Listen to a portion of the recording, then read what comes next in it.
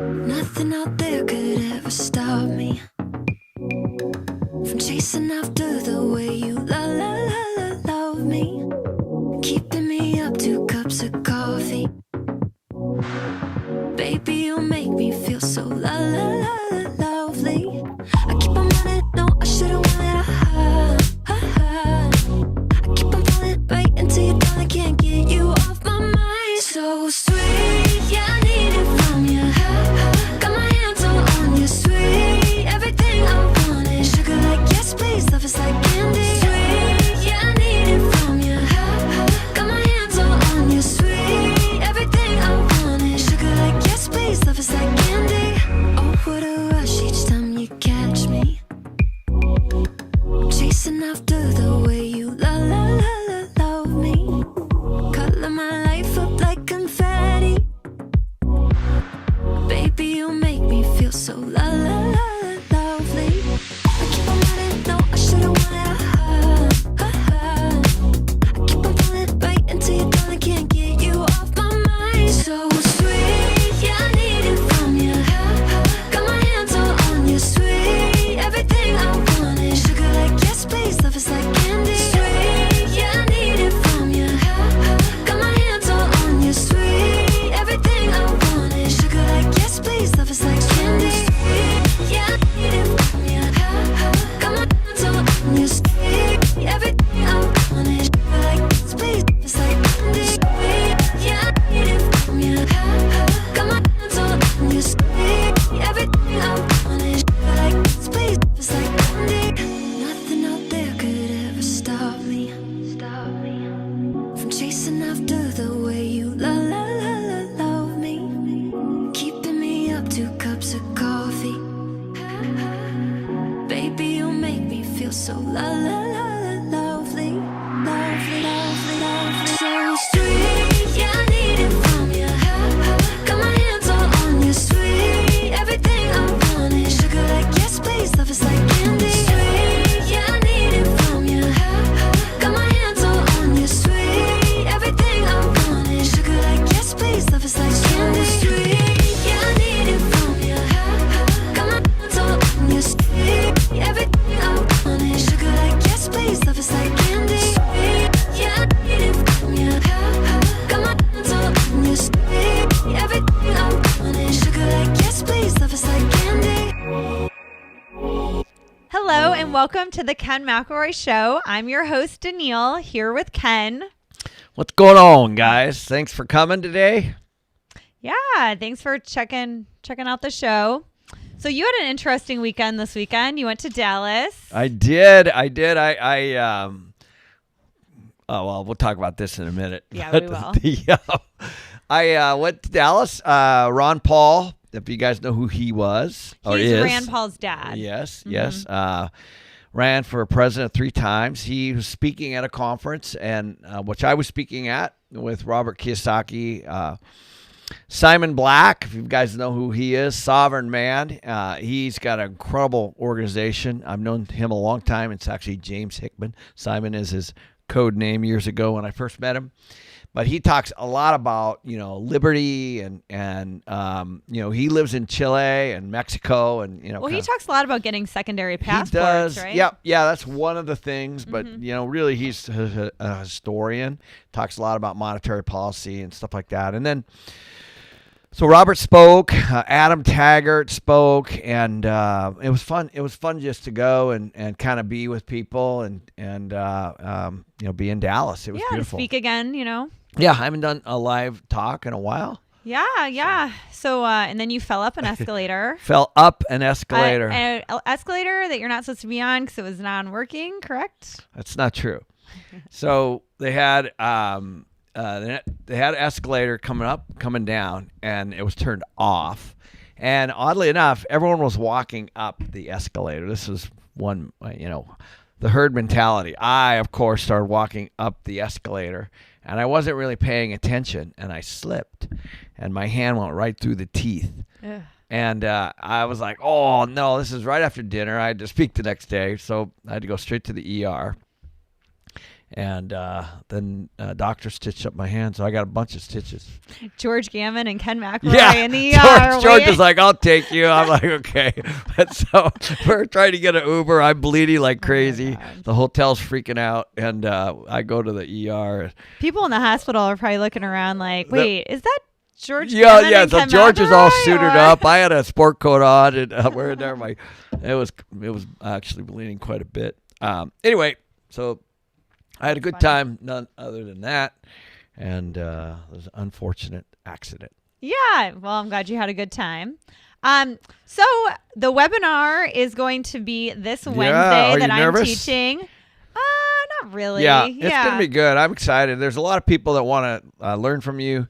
Yep. As you guys know, Danille owns a lot of real estate. She's bought on her own way before we met, and she struggles almost every week with property management and rent payments and tenant issues, and so I giggle. She never listens to me, of course, but she's going through it all, and she's been through a lot, and I was laughing because last week you had three HOA issues, you guys, last week. Three HOA issues. What are each of Well, what are three? I have to go over what they were because they were all ridiculous. So one was the HOA said my tenant had dog poop outside, and it was not their dog poop, but the neighbor decided that it was and was throwing it on their patio. So I had to deal with that one. And then the secondary one was they said that we painted the front of the house but not the side. But the funny part is we've never painted the front of the house, and I've owned that Must thing be for a like new 5 board. years. It's a new board or something, change over a board. Yep. And then the third one was the main water line broke and had a little bit of flooding in my unit. And now they're saying I should pay for it. And they flooded in the unit next door too, right? Yep, it flooded in my unit, the unit yeah, next door. So, and it was a main line per the plumbing company. So it was just a fun week. Normally I don't get calls from the HOA, but 3 in a week kind of had to make me. Those do take time, as you guys all know that own stuff. That's the other side of buying and owning and managing. I still think it's worth it to self-manage. I know not everybody feels that way. She does it because he's cheap. That's why Maybe she doesn't a little want to. She doesn't bit. want to pay a property manager. But anyways, if you guys check out the webinar, make sure you're there on Wednesday. It's live at 5 Arizona time. It's kenmcelroy.com/webinar to get signed up. It's free. I'm going to go over how you get tenants, how you maintain tenants, how you deal with the HOA, and don't just go and pay, every violation they send you. And also how to price your rents, because rents are going up a lot right now, and you need to know how to price them. Yeah, we're going to talk about that next. And I meant frugal, not cheap. Yeah, but Danille does a pretty good job of figuring out how to squeeze the most out of the dollar, and that's important, especially now as you guys head into these inflationary times. So Definitely. And I also think, one thing you taught me was that, you don't just bow down to every command an HOA gives you. Ever. Actually, hardly ever. What happens with HOAs, and I don't want to go down the rabbit hole here, but the boards turn over, and a lot of times they're just well-meaning homeowners, but sometimes they're homeowners that are on power trips, and oddly enough, I get them too. So I get HOAs, and whenever there's a new election or a new board comes in, then you got this. They're walking around the neighborhood or whatever, and writing stuff down or whatever, and so then you get these notices, and all the stuff the drama comes out, right? So anyway, it happens, and there is a purpose. HOAs have a purpose. They do, but we're going to go over all that and just how to deal with it. So make sure you sign up. Love to see you guys there at 5. And it's a training, not a webinar, as our one listener pointed out. I love that. So we did take our quiz. We made a money personality quiz for you. Yeah, I took it. And not surprisingly, I am a saver and you are a spender. I'm a spender. I'm proud of being a spender. But when I spend, I invest first and then get the cash flow and then spend. So like when I wanted a Ferrari, I bought an asset to produce the cash flow to buy the Ferrari. So I didn't just take the Ferrari and buy. I just didn't go buy the Ferrari. I made sure. And when I bought my I bought a '69 Bronco, completely redone, beautiful. out of Venice Beach. And I did that out of a cash out refi. So I'm intentional with the way I spend things. I'm not taking my savings that I would normally invest. And you got to have fun too. You do. And I do have fun as well. I'm just a little bit more of a saver than you are. Yeah. We should put that quiz link on the. Yeah, you guys should take it just to see if you're a spender, saver, investor. What kind of money mentality are you? It's fun. Yeah, it's fun just to have the conversation. So it definitely is. I do have to laugh. One of our YouTube listeners, Jen, just said, when I Google Ken, it shows a mugshot. I know there is a Ken McElroy. But well, there is somebody that was like murdered, I think, in a small town. I looked this up. Somebody told me this. Skidmore, Missouri, back in the 80s or something. Well, we're always trying to get ahead of that guy. But yeah. I can assure you that we are very different people. So I thought that was funny. So today we're going to be talking about how there are supply shortages everywhere. Yeah. And will this create more inflation? How will it create more inflation? What do we have going on here? Yeah. I'm sure you guys are all aware of this. It's all over the news, all over the media. But it's actually kind of new. Think about it. Like we just started seeing this, 5-6 months ago. Right. And it was very, the supply issues were really small a few months ago. They were mainly around cars and lumber. Yeah. But now it's starting to affect a lot of other things. Yeah. So, we've done a lot of videos on this, and I hate to keep coming back to inflation. But it's a really important topic right now, and there are definitely things that you guys can do today. You need to do. You need to make sure of. This is not going to go away. This week, the Treasury Secretary Janet Yellen even said today that she thinks this is going to be well into 2022. So so we're looking at now. Everybody's saying it's going to be over by the summer, but that's a complete guess.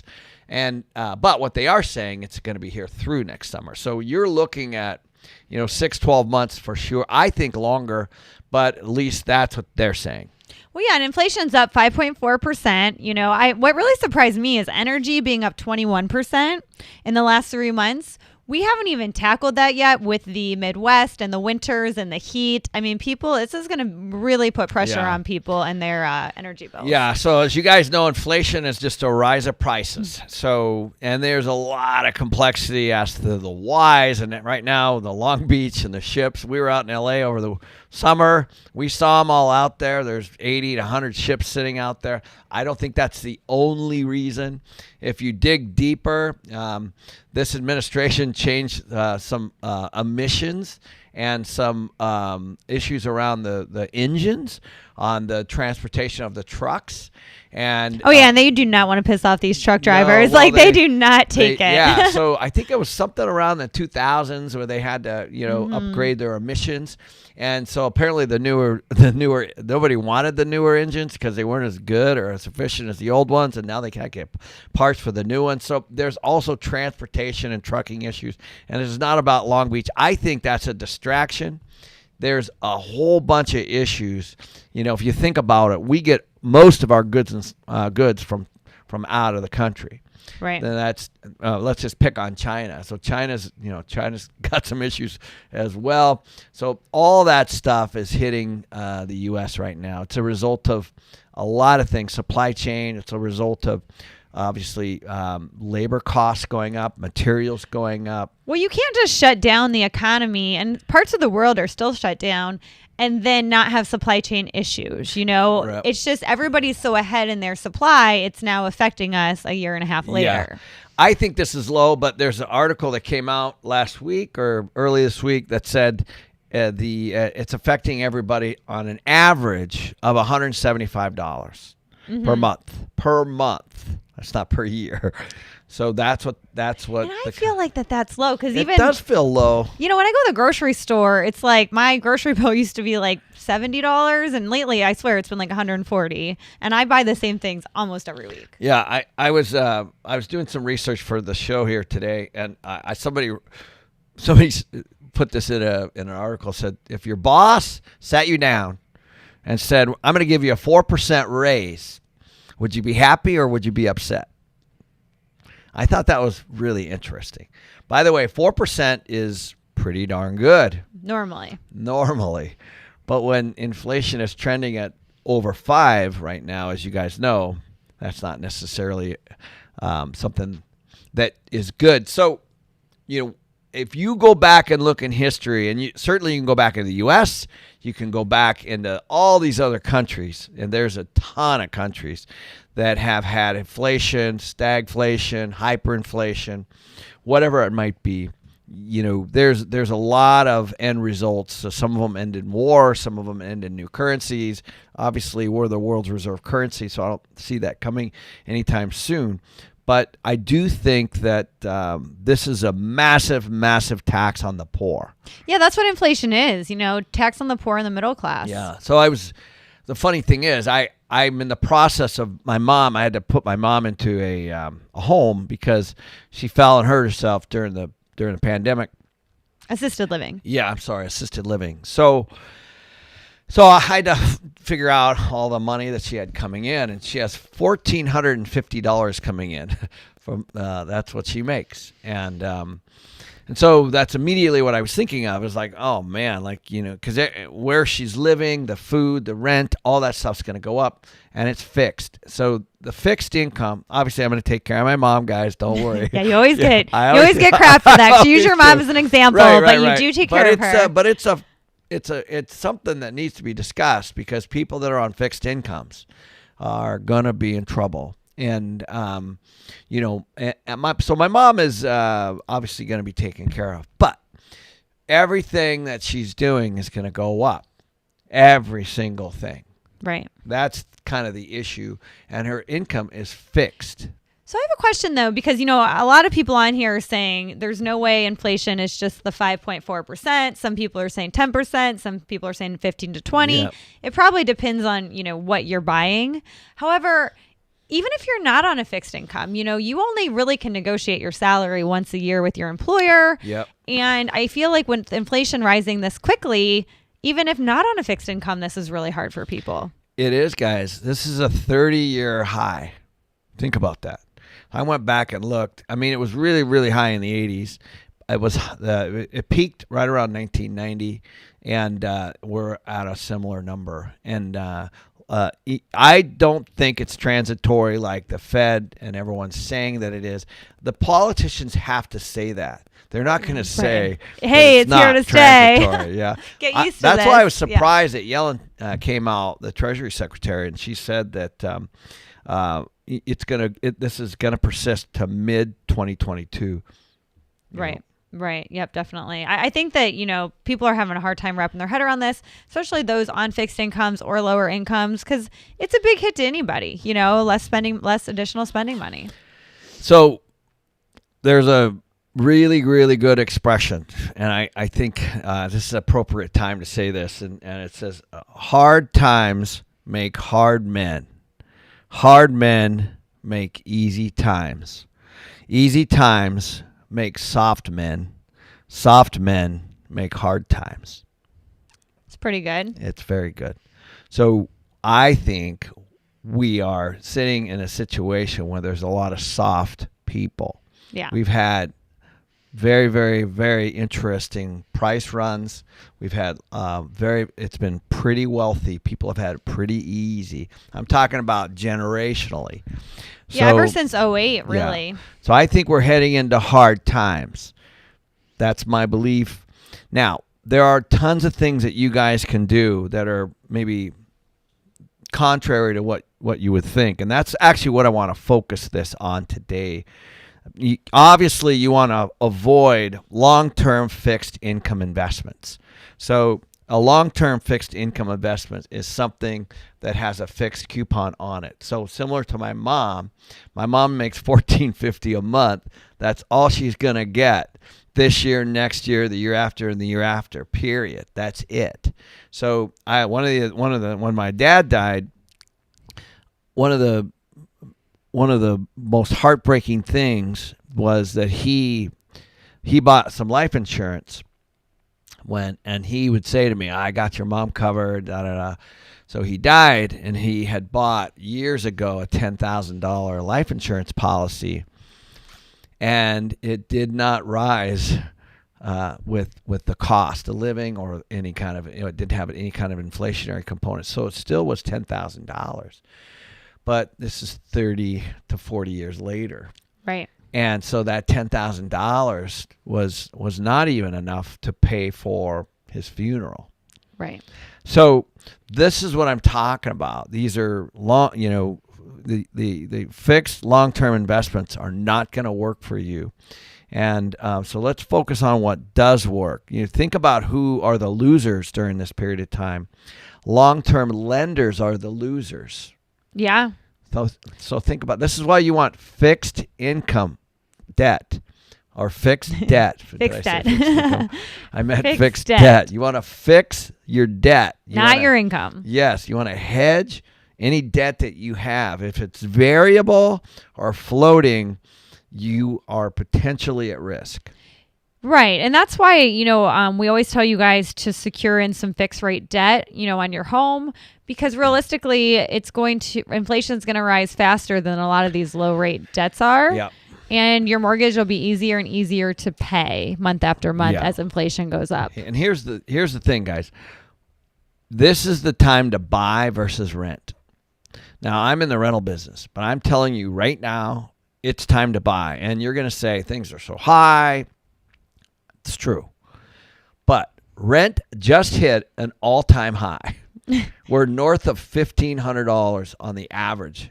Wow. That's just recent. That's not necessarily good for people who are renters. And as you guys know, it's only going higher. So this is the time to buy. And why would that be? The reason is, even though prices are high, go find something that you can afford, or go partner up with somebody. Go buy something, get a mortgage, pull your money together, borrow some money from family, figure this out, because the components of your house, the materials, the labor, all the things that it's going to cost to build a house are going to continue to go up. And you need to get fixed debt with a down payment, which is savings, which is going to get eroded, because that's what happens is a lot of times the poor save. And savers are going to be losers during this period of time. So you need to take that income, take that savings, invest it into something you can buy, and ride inflation all the way up. This is the time to buy, not rent. Yeah, especially, you don't want to be renting a home right now. When it comes to rentals, you still want to make sure it cash flows. But if this is your primary residence, if you're able to buy, even if the market goes down, which we don't see it doing in the near future, you're still getting that super low fixed rate debt, because they are going to start to raise interest rates probably sometime next year. And this fixed debt, you can't really beat it with inflation being so high and fixed debt being so low. Long-term lenders are losers, guys. So think about if you have the ability to put debt on your house and you can cover it at low prices, or even a car. Make sure your car loans, make sure your home loans. Long-term lenders are going to be the losers during this period of time. When we're averaging over 5.3, 5.4% inflation, could go even higher. I think we're at the very beginning here, and people are saying, labor costs are going up, supply chain issues aren't going away anytime soon. So, and of course, we're still not completely out of this coronavirus thing, right? Right. That could pop back up. Yeah, and then we have these vaccine mandates, and people are leaving, and there's shortages in labor, and I don't want to go all the way down all that stuff. But the point is things are super disruptive right now, and things are gonna get more expensive. So you owe yourself to buy versus rent, and I know for many of you that think you're trapped in the rental. That might be the case, but you have to think of a way to get out of that, even if it's putting together partnerships or things with people. You need to get into stuff that you're going to buy. That's going to really, really save your ass here for the next couple of years. Definitely. You don't want to be sitting on a pile of money right now. No. The other one is... Oh, hold on one second. Okay. Before we get to the next one, Sorry. Make sure you hit the like button. Yeah. It really helps us out, makes us able to create these shows. So if you're watching right now, go ahead and hit the like button.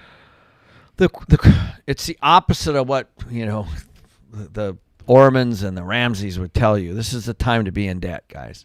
Now, the house will go up whether you have debt on it or not. But let's clarify, not like credit card debt. No. Good debt. Yeah. But by the way, A house. I can guarantee you credit card companies are going to jump.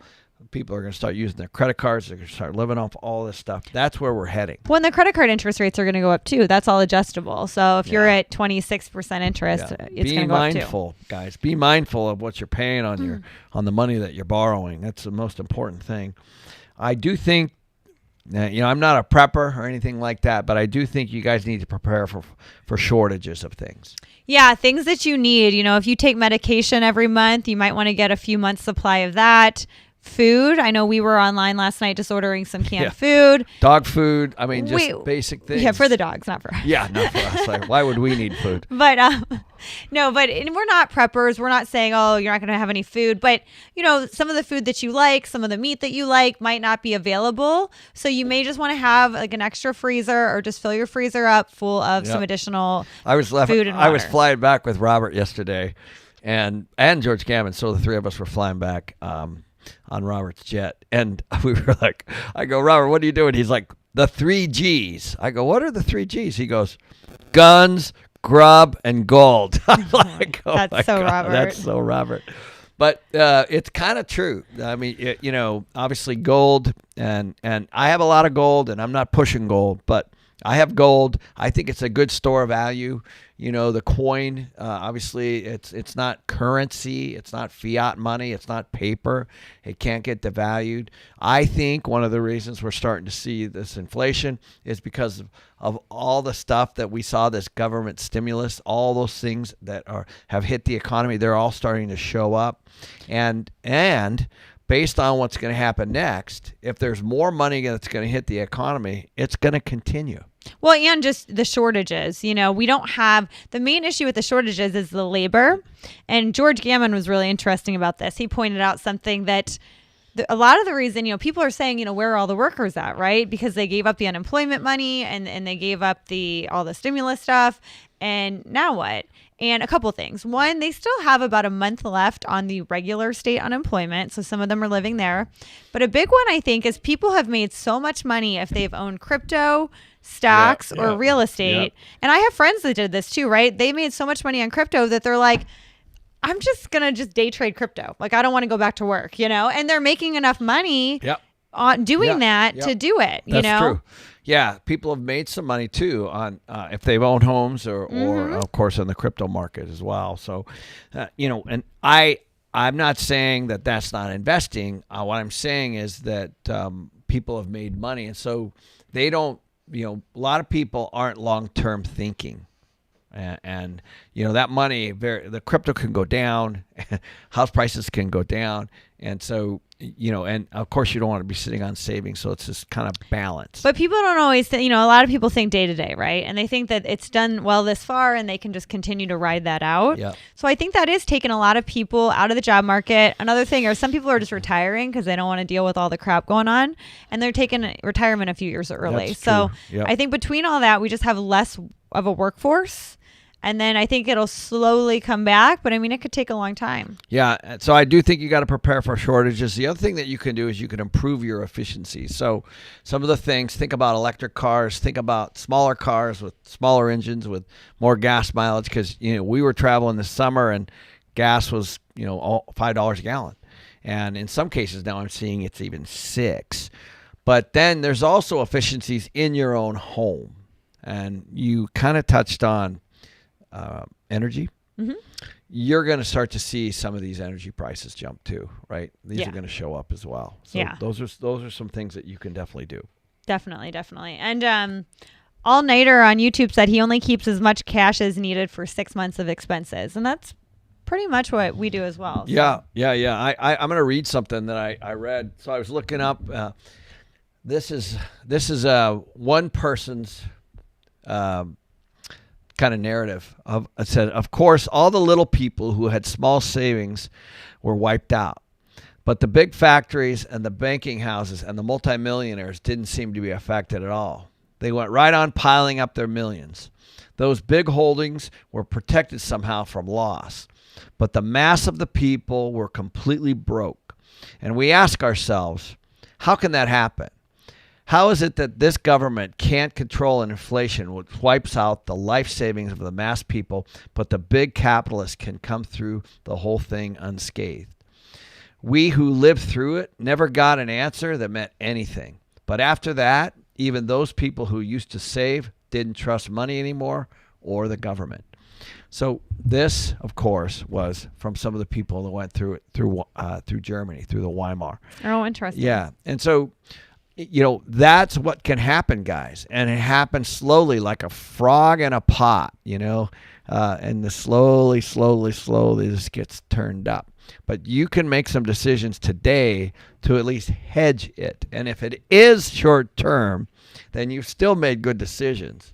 If it's long term, then you really look like a genius on being able to get out in front of it. So that's part of what we try to teach here is you need to get into good fixed rate debt that's paid off by somebody else. If you can, you need to try to get out of rentals into something that you can buy that hedges inflation and rises with inflation. You want to be on the right side of inflation. Definitely. And I think that I just don't know how it can be transitory, but I guess we'll just see. Well, they can keep saying it, but I don't know. And obviously, this is a real estate show. Eventually, it will be transitory because eventually it'll go down. It just might be a few years from now. You never know.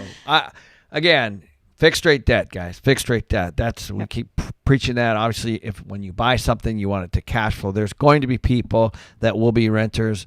We're going to have a massive shortage of housing as a result of these supply chain issues, material issues, labor issues. And there's going to be more and more people pouring into rentals as a result. And you, the educated one that are listening to today, and please spread the word to your friends and family. And try to get everyone on the same page here, because you can be on the other side of this. There are definitely going to be winners, and there's definitely going to be losers. And the ones that make it are going to be the ones that are proactive and have a plan. Definitely. So make sure you do that. And and if you don't own real estate yet, that's not an issue. Come up with some side hustles, save up some money. It's totally doable. I've done it. I mean, you can do it. Yeah, side hustles are that's actually an interesting topic. We did a whole video on side hustles. You have a bunch of side hustles. I have so many lines of income, guys, coming in. And so if you're reliant on say a 3 or 4% raise or something that is somewhat fixed and you're not in control of your income, that's another way that you can take care of yourself, is look for other ways. Go on the internet, go look. There's a ton of people out doing stuff, guys. Ton of people hustling. Right. You shouldn't just have one stream of income. I mean, I think I counted at 5 or 6. You have a bunch. I mean, if you just have 1 or even 2 streams of income, you need more than that. And guys, in some of my streams of income, like even my publishing, I published the books for the Rich Dad Advisors, the cost to print the book, we do 10,000 runs of new books. The cost from the printer is way up, and the time frame to get something printed is 6-8 months out. So there's a potential that we actually might not have books on the shelves even, but we had to raise our prices of our individual books that you buy because we're getting killed on the printing and the paper and all the stuff. Oh, it's happening. Yeah, it's happening everywhere. So that's one of my side hustles. I don't talk a lot about, but the point is, the profits are going to go way down if I don't adjust the prices. And that's what's happening to people all over the place. If you guys are noticing, food prices, price for a sandwich, price for coffee, price for a glass of wine, all those things are going up because labor is going up, and so are all the components of especially in the service business. Definitely. And Zen just said, a frog in a pot. In China, we have the same saying, boil a frog in warm water.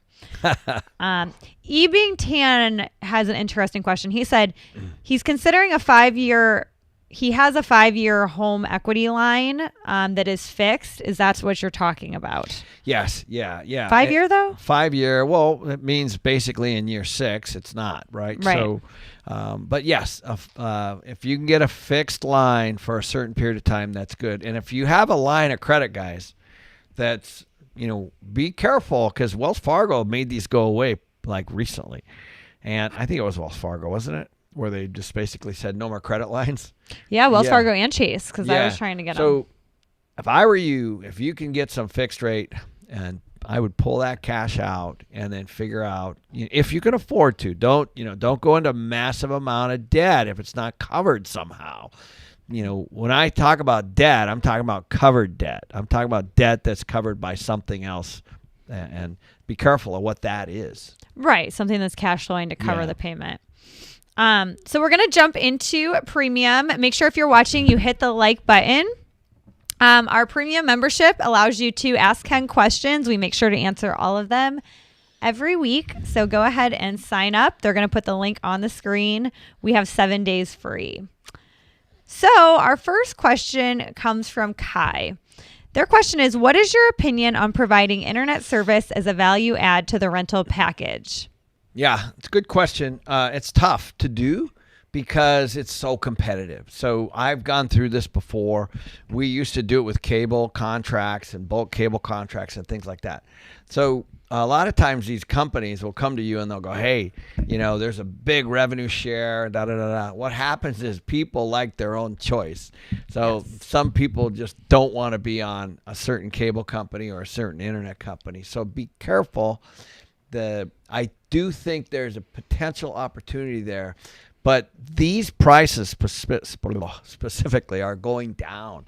So internet, you're going to start to see it's going to get more and more and more competitive for that kind of service. So if you get locked in on something, be very, very careful long term, because you're going to have to stroke a big check. This happened to me. I stroke a big check to the cable company, and then you're struggling to get the people to take the service. And then there's limitations on the service. That was the other thing.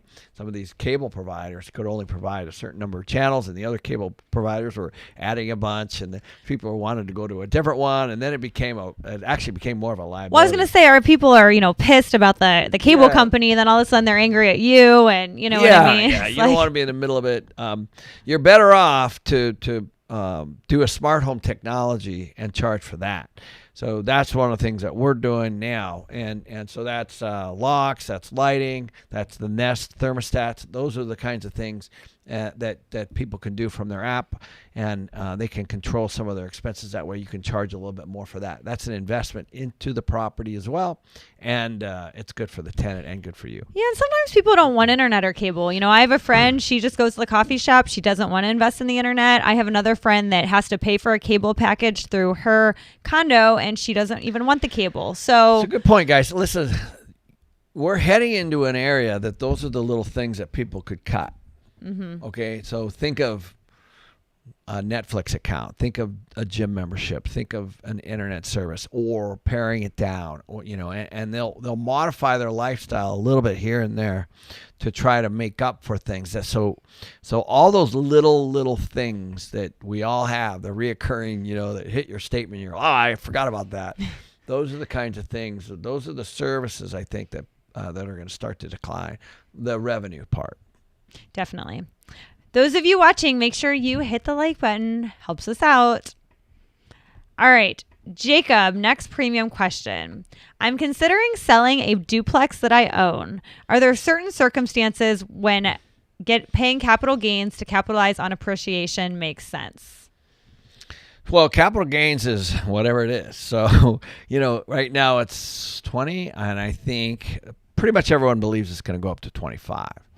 So my guess, under the Biden administration, and we're not going to pick on Biden, but every administration has a different view on this. So, and it's been all over the map. You're probably so that sale is going to probably cost you at least 5% more on a capital gain. The other thing that you potentially have is, depending on who does your taxes, you might have what's called a depreciation recapture. So you have that. In addition to that, let's say you get the cash, and then you pay the commissions and all the things, plus your capital gains, plus your depreciation recapture. You need to figure out how much you're actually going to net. Okay, now you're sitting on cash again. So the issue is, when you're sitting on all this cash, what are you going to do with that? So whenever we are facing, do we sell, do we not sell, typically, if I have something that I'm going to reinvest it into that produces better income, cash flow, then that's why I do it. So I don't just sell to sell. I sell if I have low cash flow and I can move the money. It's called velocity of money, and I can move that into something else that cash flows better. So that's the most important thing. Have a plan for the cash. Exactly. And those of you on YouTube, make sure you're asking some questions, because we do pull some from YouTube and answer them. So ask away. All right. Next premium question is from Corey. Thoughts on investing close to the beach versus inland? Love the idea. I'm in Yep. I'm in Florida, and I see home prices rise a lot faster by the beach, but cash flow looks better inland. Less trafficked though. Yeah, you're right on. It's, we used to have a saying about this is, anything near the water is, always going to be better. People generally like to be closer, depending on, think of it doesn't really matter where, a lake, an ocean view, versus ocean front, all those kinds of things. Just look at the ads, the way they advertise all that stuff. So obviously anything like that is, you might pay a little bit more on, but it still has to cash flow, but you're going to get more rent. Like we just spent the summer in Manhattan Beach, and it seemed like every block we were away from the beach, the rent went down. Oh yeah, a lot. Yeah, and so did the house prices. And year over year over year, it always kind of stays the same. So from a percentage standpoint, it doesn't really change too much. But people always love to be close to that. So I'm a big fan, and I think if you can, you should. Well, I think what he was saying though is he's considering investing more inland. Oh, well, again, that just means it's less, but it doesn't necessarily mean it's going to stay full. And is it going to have the demand? You're always going to have more demand near a beach. So it's hard to know. There's 5 miles from where we were was LAX. Right. Yeah. So, it's very different area, from Manhattan Beach to LAX. Very different. But I would say, though, to point out, I know that he's saying that the cash flow is going to be better inland, but that's if it's rented 12 months a year. Like, my properties in Scottsdale are in the hub of Scottsdale. So I really haven't had vacancy for more than a couple weeks in between tenants. If your property's sitting for a couple months, all that is eating away at your cash flow. Yeah. Like the houses that we were looking at, they're renting for $12,000 to $15,000 a week. I mean, that's what they rent for on the beach. And so that's a lot of money, I understand. But one block back, it's $6,000. Right. One block. Right. And then back behind, so you just gotta, it's all just, depends on the location. And the closer to the hub, the more full you're going to be. I'm not saying you can't do really well. Right. I mean, Phoenix, that's where a lot of my investments are, is there's no water. So it's there are hubs, though. Inland, There's just no water. Right. But yeah, definitely. And then Jacob wanted to clarify on the person that was selling the duplex. He said, I did ask the premium question, and yes, it would be to reinvest and to buy and hold long term. Good for you. Sophia from Premium. Should I sell off my single family rentals that are fully paid off and become a passive investor, or hold on to them in hopes that prices will go up further? Hold on to them. Yeah, hold on to them. I think that if you guys have paid off, cash flowing real estate, I would put some. I wouldn't be too concerned. I know the Dave Ramsey method is, no debt, no debt, no debt. I personally like that. But even for my portfolio, Ross and I are sitting around 50% loan to value. So we don't have a lot of debt. We're way in the money. So we use OPM or other people's money. We put low cost debt on, and then we use that to reinvest. So that's how we scale. So I think if you've got paid off deals and you got good tenants in there, then I would not change, because my based on where inflation's heading, I think the value of those homes have to go up. Yeah, and just at our strategy is typically not selling unless you have something better to put the money in. And if you're going to be a passive investor, that means you're going to trust somebody to make more than you're currently making. Yeah. And it's a tough time to buy right now, as you guys know, and cash flow. So if you don't know what you're actually investing in. I'm in battle all day long with people as we're trying to buy properties, and there's 20, 30, 40 people trying to buy some of these assets we're trying to buy. And I see they're paying $1 million, $2 million, $3 million, even $5 million higher than we would. And, so they have a very different result on the cash flow side. That would be as an LP or limited partner investor, very passively. So hopefully, go to her webinar. I'm sure you have a lot of experience too on the management side. But if something's paid off and you got good tenants in there, the one thing that you could miss out on would be rent growth. Right. You might want to take a look at that because rents are going to jump. They've jumped a lot already. And there's all kinds of ways to grow that income. That's what I would do. I'd focus on that. Yep. And I'm glad you brought up my webinar because you guys should sign up. I'm teaching this Wednesday at 5 o'clock on getting and retaining tenants. 5 o'clock Arizona time, kenmcelroy.com/webinar. So Constantine from YouTube has a good question. They said they've been on the market for a house to live in for the past 4 years, but they're not liking these high house prices. What's the chance of prices adjusting down next year? So it depends on the area, of course. I'm already hearing that appraisers and lenders are starting to deal with foreclosures but the question is where, where. And so that's what everybody wants to know. The issue is you can go on a Black Knight and take a look at the cities, the counties that have the highest mortgage delinquency right now, and you can kind of generally get a good idea of which listings are going to hit. So it just has to do with supply and demand. Right now, markets are still hotter and hot. So there's areas around the country that are just killing it, doing like home prices are going up and people are still bidding, but there's others that aren't. There's others that are trending down. One of those is Boise, Idaho is actually trending down. And it was hotter than hot the last couple of years. Washington, D.C. is trending down. So there's Portland, Oregon is trending down. So now, do you want to buy there? Probably not. You probably don't want to buy in Portland, Oregon right now because of all the other issues. But so every market's going to be very, very unique. Some of the areas in North Carolina are still trending up. Some of the areas in Florida are trending up. Some of the areas in Texas are trending up.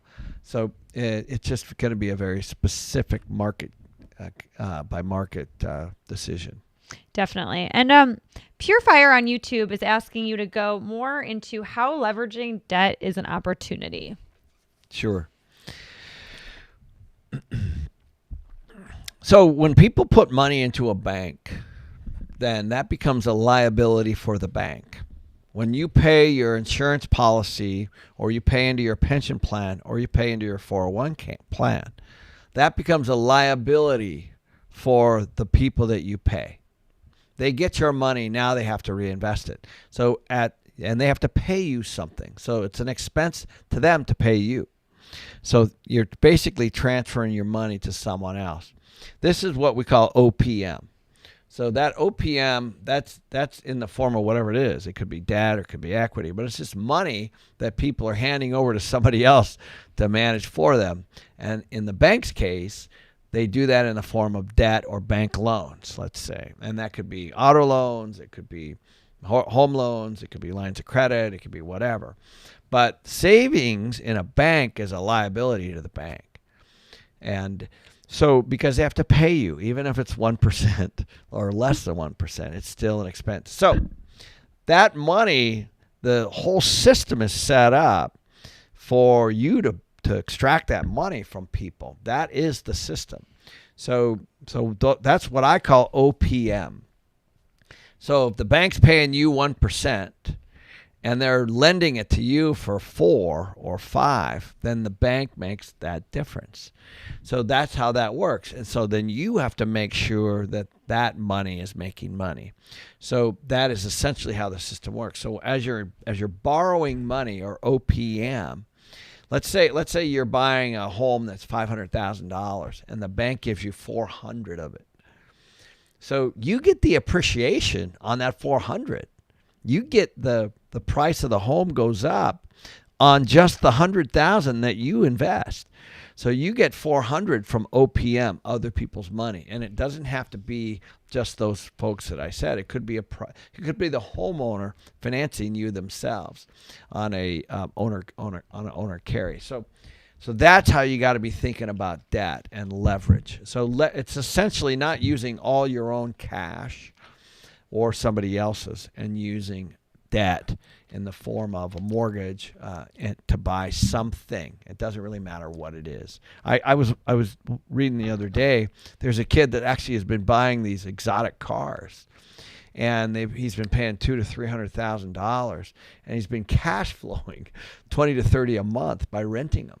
Mm-hmm. Just like an exotic car, but he finances the car. So he puts a little bit down, finances it, but covers it by having a robust rental program, because people are paying, a couple $1,000s for a day to rent a Lamborghini, let's say, or a Rolls Royce, and they come to town, and so there's a whole business behind it. I'm not saying it's not hard, but if it's sitting out, say more than 2 weeks a month, he's clearly he's making 20 to 30,000 a month against probably $4,000 or $5,000 payment. So that is kind of the point. Using debt, but you have to have a plan to be able to cash flow. Definitely. So our next premium question comes from Nolan. Have you ever used modular development for your various builds, and if so, to what extent? Yeah, we haven't. We've looked at that. We've looked at using old containers, and there's a company that thought that they could do that that just went down. It was called Katera. And, so this has been discussed and talked about a lot. Essentially what that means, guys, is you take your plumbing and your electrical and all that stuff and build it into these components. Think of Legos.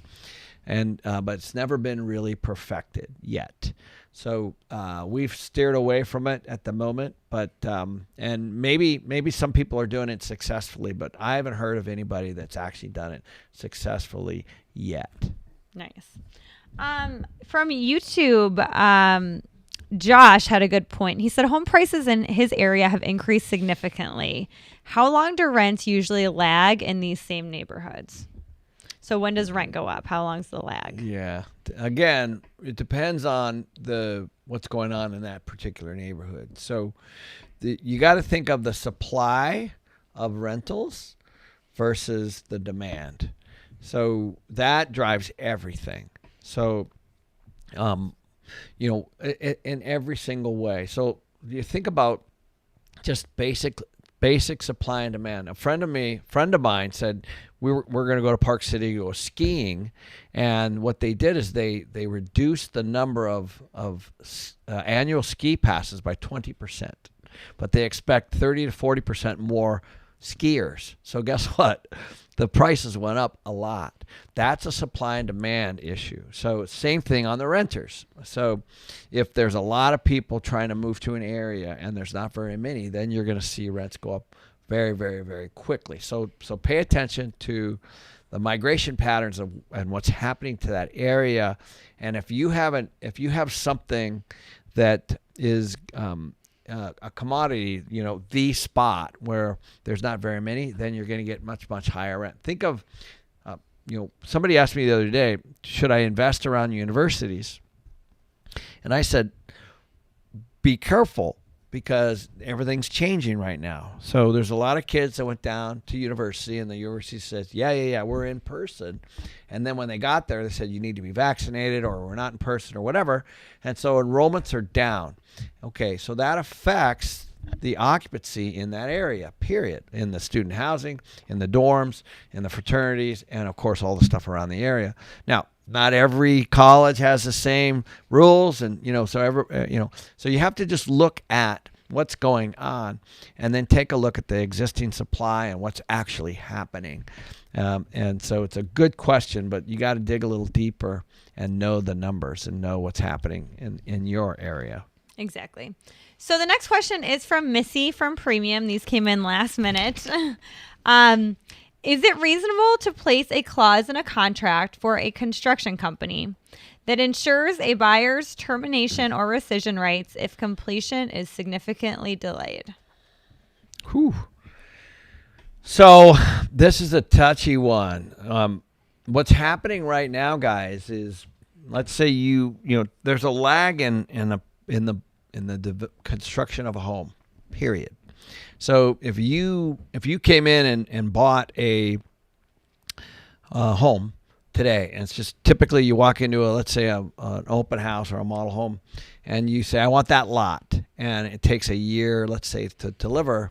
Well, that general contractor, that builder is getting their butt handed to them right now because of the labor and the supply costs. So that home, in some cases, and you might start seeing this on some of these home builders, that home is actually coming in potentially higher than the profit that they made. And so what I'm seeing is some contractors, some home builders are saying, hey, we're going to eat it, and some aren't. Some are saying, we're going to cancel the contract. So it all boils down to that agreement. We had that one of our friends. They canceled the contract and sold the home for more than it. Yeah. So this is a very, very interesting topic. It's a very timely question. So it's going to be hard for you to get a contractor or a builder today to put anything in their contract that says you have to deliver the property for X, because that's called a GMP, gross maximum price, or a fixed price. It's going to be very, very hard. I mean, think about it. Would you do that? Would you do that? What benefit? I mean, they're so busy. What benefit does it have? So I'm not saying it's not a good question. It's a very, very astute question. But you got to think of the subcontractor. If the subcontractor has to lose money by putting a roof on, then they're just not going to sign a deal like that. So that's the situation we're in right now, is that their labor is going up and the cost of the materials are going up. So if you the time it takes is extended. Yes, and the time, because they can't get labor. So if you have something that contractually says that they're supposed to do something, and they're going to have to write a check to you, then of course they're going to go, screw you, and they're going to fight over the contract. So you're going to start to see this is going to start to percolate more up as people start, as these home builders, these contractors say, you know what, I'm going to walk from the job, I'm not going to finish or whatever, and then you just have to get into that litigation. Yep. First name, last name. He had a question about tenants, but we are going to be going over that in the webinar. So go ahead and sign up for that. KenMcElroy.com/webinar. We'll be addressing your question about increasing rents. Pure Fire had a good comment. He said student housing projects are 50% or even lower on occupancy filing for bankruptcy, but they're designed in such a way you can't convert them because of the penalty of the proximity to the school. Yeah. So I thought that was interesting. So you can't necessarily just convert it to a regular rental, perhaps. That could change, though. So what happens is things change as the economy changes. So if that building goes into bankruptcy and goes back to the lender, depending on who made that requirement, if it's the college, then the bank's going to go, no one will buy it. It's going to sit there vacant as an eyesore in the middle of the college. The college is going to have to change. So even though, when times are good, I understand that clause, but you're going to start to see people are going to have to do whatever they have to do as this real estate starts to make its way back to where it originated, which is probably the lender. Yep. So Bob O'Brien is a new premium member, and he thanks you for all the good information. His question is, how do the returns for an LP and self-storage compare to the returns of multifamily? Thanks, Bob. So again, it depends on the location. Of course, I have both. I've done both. The self-storages are really awesome because the tenants don't get mad at you because they're basically garages full of stuff, and but you don't get quite the rent increases unless there's a significant shortage. So self-storage can be kind of fickle, where people can develop them on just a couple acres, and so the supply of self-storage can go up relatively quickly. I like self-storage a lot because it's mostly automated, and but they're not as sexy. In other words, you're not going to have with apartments and residents a lot more management, a lot harder by a long shot, where you got people moving in and people moving out, but you're going to get you're going to be able to adjust your rent increases, let's say, over a period of time. So moving forward in the short term, I think you're going to see it on the apartments, but over long term, we're talking about 10, 20 years. It could be pretty close. Okay. Neo Geo from YouTube. I like that name. What's the best place to park cash for the short term, 3 to 12 months? Whew. So, for me, it's precious metal. Mm-hmm. So, I mean, it's treasuries, of course, because those are considered almost risk-free. But, you got to think of something that's going to hedge inflation. Just take a look at all the factors. You see a lot of money printing. You see the devaluation of the dollar, but you have to take a look at that as it compares to the other economies. What's going to happen to the Canadian dollar, the Mexican peso, and the euro, and and the renminbi, and all the different kinds of currencies for Canada and Europe and all that. So you have to look at the whole picture just on that. But for me, I still think you want to be a little liquid. Obviously, and you don't want to have, and so for that case, I just have cash as liquidity. So in other words, I don't have it all invested. I do have cash because I want to have that, but I have a combination of a lot of different things. So, yep. So Wahane, I'm saying his name right this week, Wahane.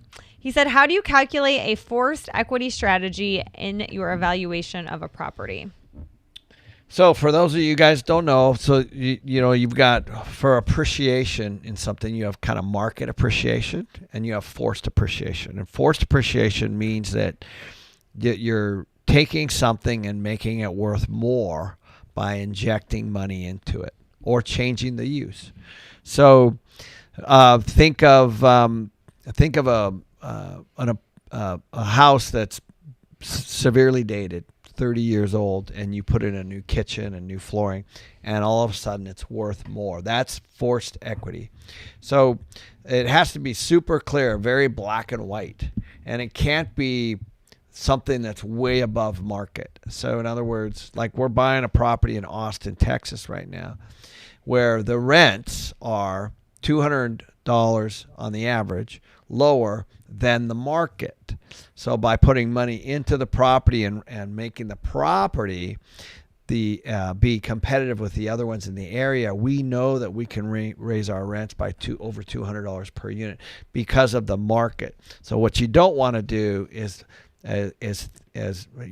build it and they will come, like put the money in and hope that you can punch way higher. What you want to do is just take a look from a practical standpoint.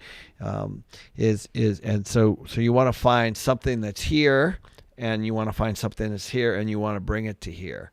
You don't want to bring it above here and then try to get more money. Definitely. So that was our last question. So we'll see you guys next Monday. Make sure to check out my webinar on Wednesday. It's at 5 o'clock. Yeah. She's excited. KenMcElroy.com/webinar. Yeah. And good luck with that. Yeah. It's going to be fun. To end it, Carla asked what happened to your hand. So once again, he fell up an escalator. Fell up an escalator that stopped, and my hand went into the metal step. Anyways, guys, I'll see you all next week. See you guys.